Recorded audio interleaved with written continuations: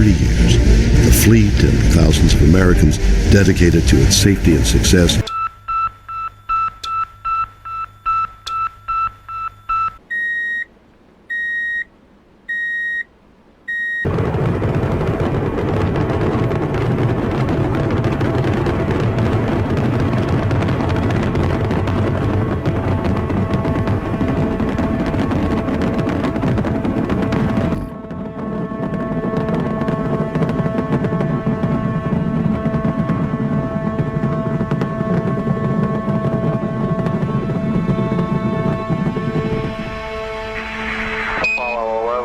Houston, radio check over.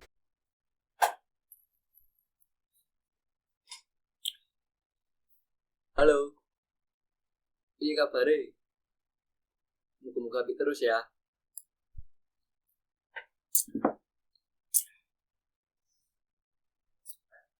Ada banyak hal yang melatar belakangi umat manusia mengeksplorasi luar angkasa. Dimulai pada tanggal 4 Oktober 1957, Uni Soviet meluncurkan satelit Sputnik 1, objek pertama buatan manusia yang mengorbit bumi dan sekaligus menandai awal era eksplorasi luar angkasa.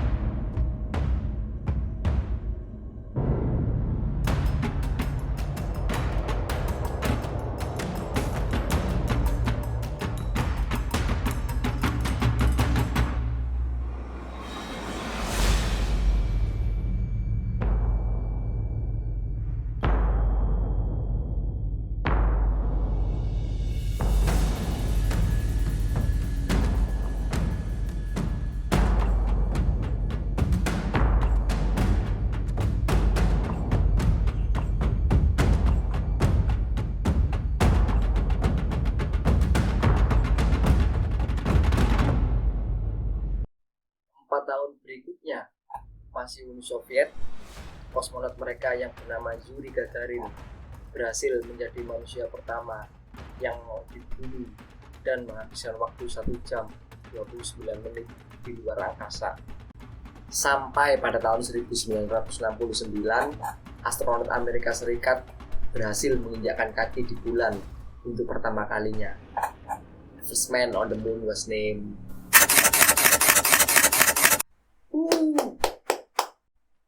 Wow. Ya, terlepas dari semua teori konspirasi yang ada, kita sesama manusia harus berani mengatakan bahwa mereka-mereka yang belajar, meneliti, dan mengeksplorasi luar angkasa adalah manusia-manusia pemberani.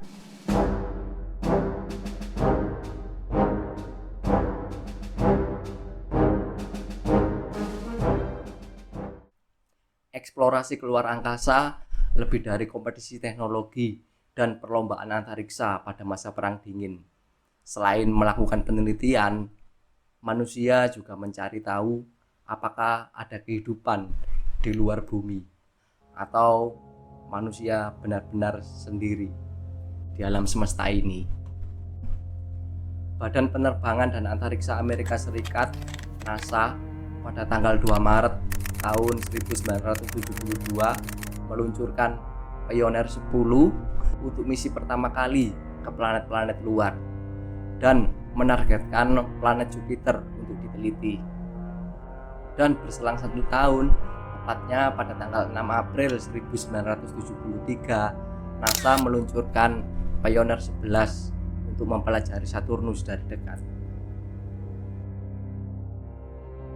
Yang menarik, kedua wahana antariksa tak berawak ini juga membawa pesan dari bumi untuk entah sesuatu di luar sana. Kedua wahana ini dipasangi plakat dengan harapan kalau saja sampai ditemukan oleh makhluk cerdas, plakat itu bisa membawa mereka menemukan manusia di bumi. Meskipun pada kenyataannya Pioneer 10 terakhir mengirim sinyal ke bumi pada Januari tahun 2003 dari jarak 12 miliar kilometer, dan Pioneer 11 hilang pada September tahun 1995. Karena luasnya alam semesta, Sepertinya hanya Tuhan yang tahu di mana kedua wahana itu berada saat ini. Pada tahun 1977, NASA kembali mengirim wahana antariksa yang identik, Voyager 1 dan 2, dengan membawa misi eksplorasi luar tata surya dan ruang antar bintang. Wahana identik ini juga dibekali pesan di dalam misinya, berupa piringan emas yang berisi rekaman suara dan foto-foto isi bumi. Harapannya sih sama seperti apa yang dibawa Pioneer 10 dan 11. Kalau saja ditemukan oleh makhluk cerdas di luar sana, mereka bisa menemukan bumi dan mengerti seperti apa peradaban di bumi. Yang menarik, piringan emas tadi juga berisi rekaman musik gamelan dari Indonesia dan ucapan salam dalam bahasa Indonesia. Selain katakanlah mencari alien, NASA juga mengirim teleskop ke luar angkasa pada tahun 1990. Teleskop ini bertujuan untuk mempelajari berbagai macam objek kosmik dan memahami alam semesta, untuk memberikan pandangan yang tidak dapat ditangkap oleh para astronom dari darat, seperti yang diamati oleh Galileo Galilei pada masa lampau. Teleskop Hubble yang mengorbit sejauh 560 km di atas bumi ini telah mengubah pemahaman manusia tentang alam semesta. Yang terbaru, pada tanggal 25 Desember tahun 2021, NASA meluncurkan teleskop James Webb yang mengorbit matahari sejauh 1,5 juta kilometer dari bumi. Observatorium ini mempelajari setiap fase dalam sejarah alam semesta, mulai dari pancaran cahaya pertama setelah Big Bang, pembentukan galaksi, bintang, planet, hingga evolusi tata surya. Alam semesta yang penuh misteri ini telah mendorong manusia pada batasnya. Jikapun mereka tidak menemukan apapun, semua ini akan menjadi wawasan yang penting untuk generasi selanjutnya.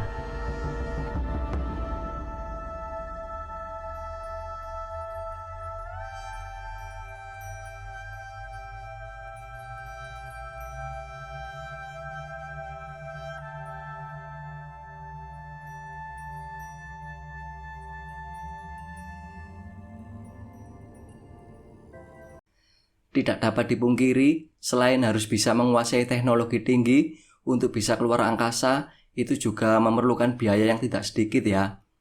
Program Apollo milik Amerika Serikat contohnya. Biaya yang dihabiskan saat itu tidak kurang dari 31 triliun untuk setiap misinya. Mungkin kedua syarat itulah yang menjadikannya tidak banyak negara-negara yang mempunyai program antariksa. Tapi meskipun hanya beberapa negara yang bisa mengeksplorasi ruang angkasa, mereka terikat perjanjian bersama. Salah satu poinnya menyatakan bahwa segala isi ruang angkasa tidak dapat diklaim oleh negara tertentu, dan isi keseluruhan secara eksplisit menyatakan bahwa ruang angkasa dianggap sebagai warisan dunia kepada umat manusia. Klaim warisan untuk umat manusia ini sebenarnya bisa menyulut perang. Seandainya di luar sana benar-benar ada alien yang mempunyai kecerdasan yang sama seperti manusia, dan sialnya mereka menginginkan warisan yang sama, Pak.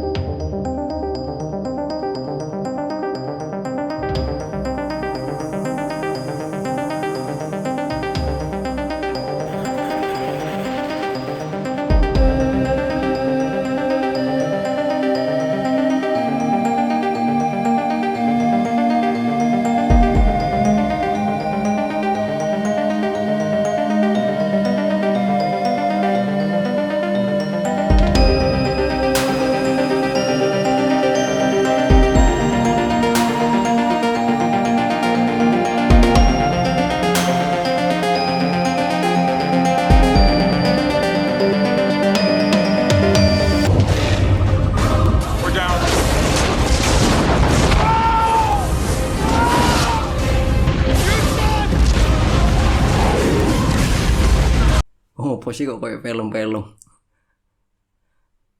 Oke, next. Setelah keberhasilan pendaratan di bulan pada misi Apollo dan dianggap memenangkan perlombaan ruang angkasa atas Soviet, ada tuntutan yang mendesak agar NASA harus melakukan pengurangan anggaran secara signifikan. Di sisi lain, administrator NASA, Thomas Paine, menginginkan ekspansi yang bertujuan untuk melakukan ekspedisi berawak ke planet Mars. Yang dalam perjalanan ke Mars, dia berencana membangun stasiun luar angkasa dan pesawat yang bisa keluar angkasa sekaligus kembali ke bumi tanpa terbakar saat melewati atmosfer. Idenya, kendaraan ini harus bisa digunakan untuk akses keluar angkasa berulang kali dengan biaya yang ekonomis.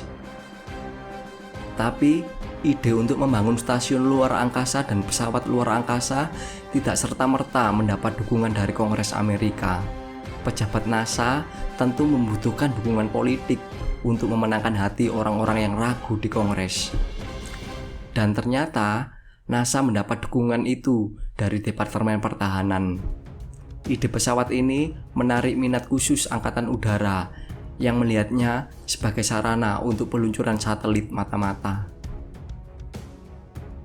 Singkat cerita, setelah melewati perdebatan dari segi biaya, manfaat, dan visi ke depan, semuanya mendukung.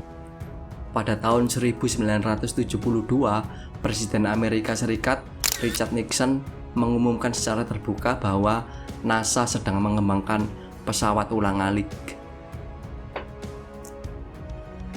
Dan tepat pada tanggal 12 Agustus 1977, prototipe pesawat ulang-alik yang diberi nama Enterprise pertama kali melakukan uji coba pendekatan meluncur dan mendarat yang dirilis dari atas pesawat Boeing 747 yang telah dimodifikasi.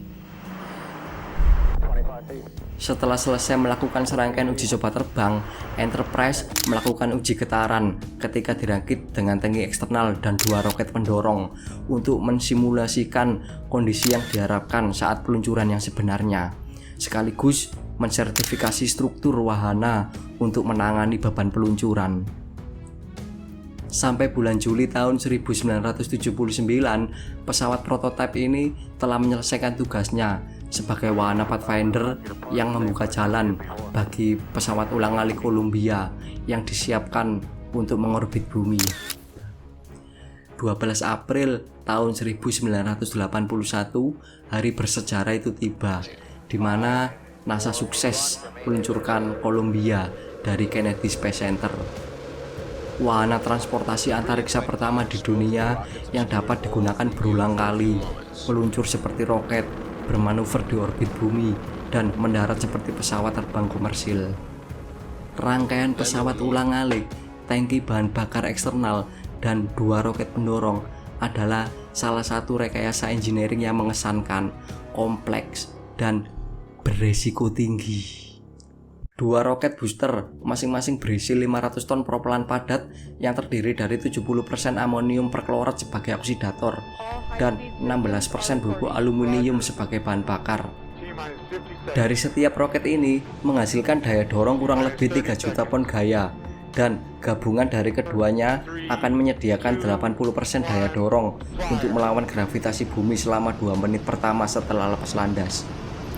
Setelah 2 menit, kedua roket booster ini dilepas pada ketinggian sekitar 45 km dan jatuh di Samudra Atlantik.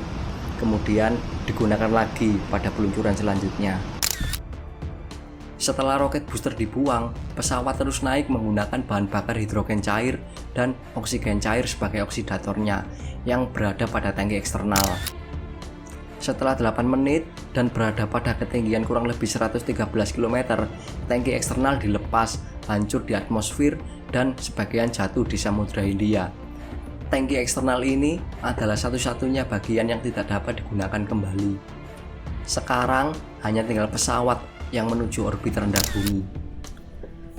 Untuk mencapai kecepatan orbit dan bermanuver dalam ruang hampa, pesawat ini menggunakan propelan hipergolik dengan bahan bakar monometil hidrazin dan nitrogen tetroksida sebagai oksidatornya. External tank separation confirmed. Bahan bakar hipergolik ini sangat beracun, mudah terbakar, korosif, dan akan bereaksi secara spontan ketika kedua cairannya saling bersentuhan, sehingga tidak memerlukan sistem pengapian. Agar tidak hancur oleh plasma panas saat terjadi gesekan di atmosfer sewaktu keluar dan masuk kembali ke bumi, pesawat ini dilapisi puluhan ribu bin silika yang dipasang pada bagian-bagian pesawat, terutama pada bagian bawah pesawat. Selama 30 tahun sejak peluncuran pertama pada tahun 1981 dan yang terakhir tahun 2011, NASA telah mengoperasikan 5 pesawat ulang-alik yang secara keseluruhan telah menjalankan 135 misi keluar angkasa. Dari kemampuannya melakukan perjalanan rutin keluar angkasa dan bisa bertahan hingga 17 hari, pesawat ini telah berperan besar dalam pembangunan stasiun luar angkasa, membawa satelit, dan melakukan perbaikan satelit, termasuk membawa satelit Palapa B1 milik negara kita yang dibawa pesawat Challenger pada tanggal 18 Juni tahun 1983.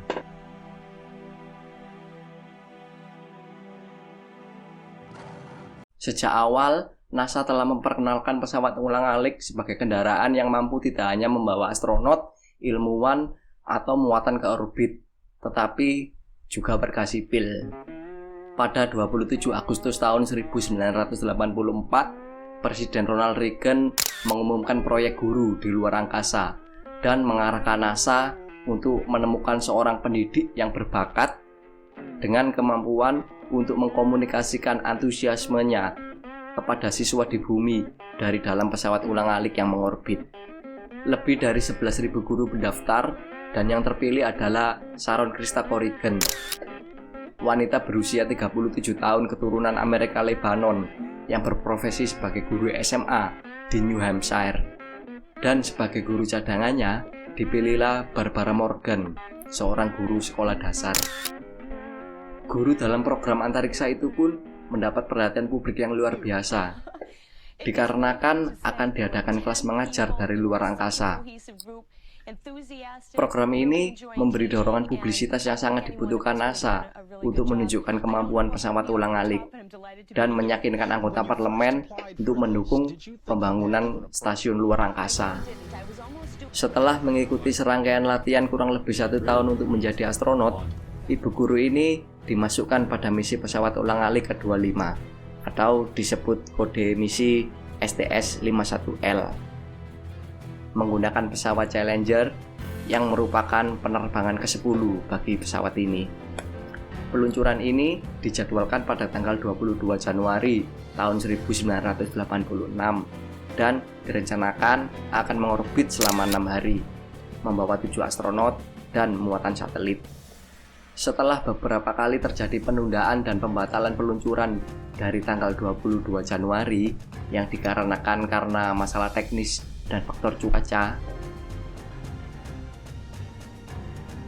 pada tanggal 28 Januari tahun 1986, Challenger diberi izin untuk lepas landas.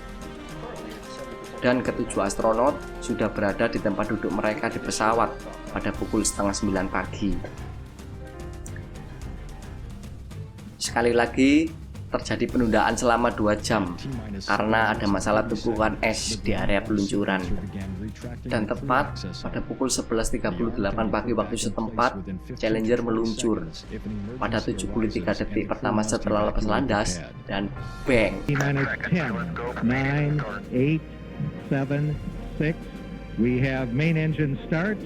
4, 3, 2, 1, and liftoff. Liftoff of the 25th Space Shuttle mission, and it has cleared the tower.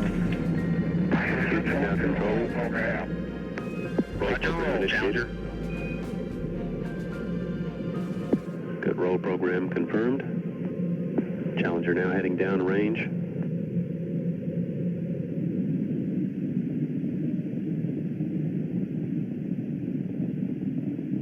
Engines beginning throttling down now at 94%. Normal throttles for most of the flight, 104%. We'll throttle down to 65% shortly. Engines at 65%, 3 engines running normally, 3 good fuel cells, 3 good APUs. velocity 2,257 feet per second. Altitude 4.3 nautical miles, downrange distance 3 nautical miles.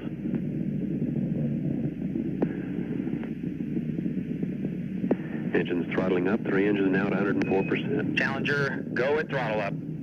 Roger, go at throttle up.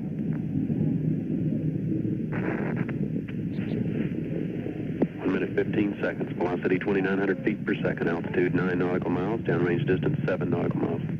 Terjadi ledakan besar pada ketinggian 13 km.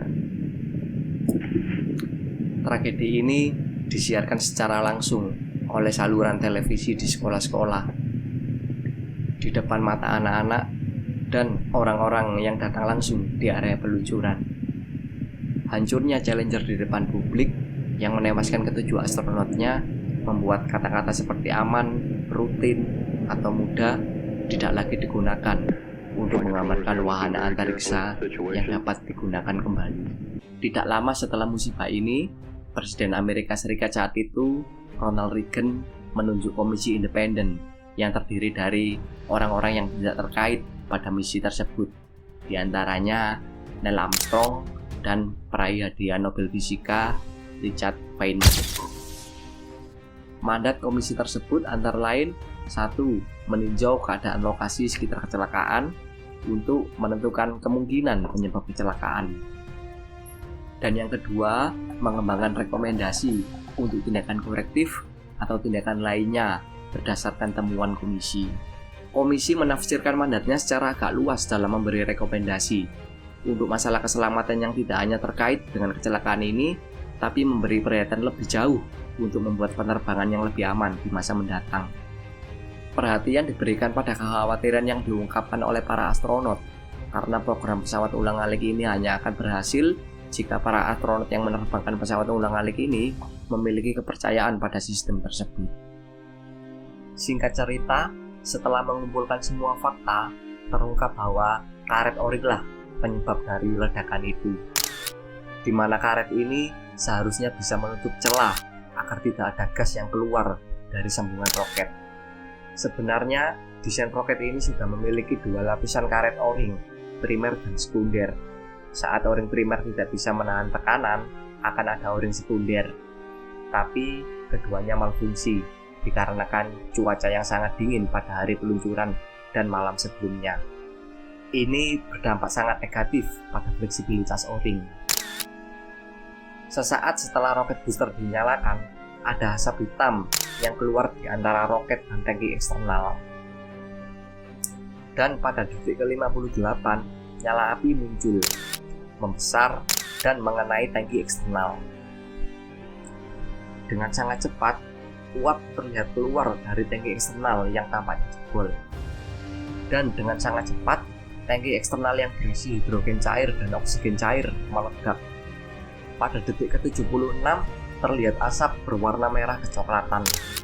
Warna ini merupakan ciri khas oksidator nitrogen tetrosida yang ada di dalam pesawat, yang bisa disimpulkan juga saat itu pesawat sudah meledak. Tidak ada yang bisa dilakukan oleh awak pesawat.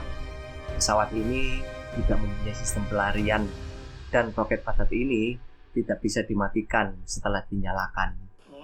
Dr. Feynman mendemonstrasikan kegagalan karet o-ring ini dengan sangat sederhana dan mengungkapkan bahwa ini adalah penyebab pasti ledakan.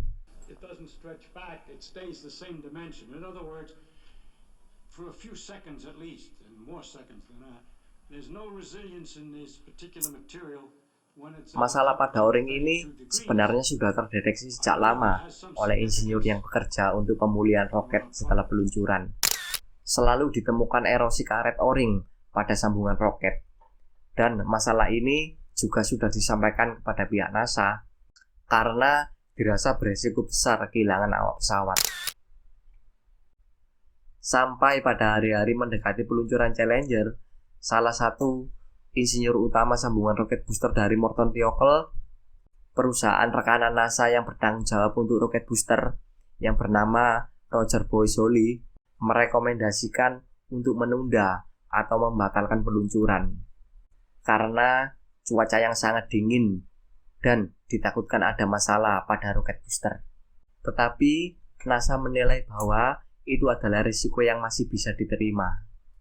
Apa daya, suaranya tak mampu untuk menghentikan peluncuran sampai dia mengungkapkan semuanya di persidangan. Salah satu sifat dari teknologi tinggi adalah tak kenal ampun. Manfaatnya sepaket dengan risikonya. Keselamatan harus selalu jadi yang pertama. Tak ada kompromi.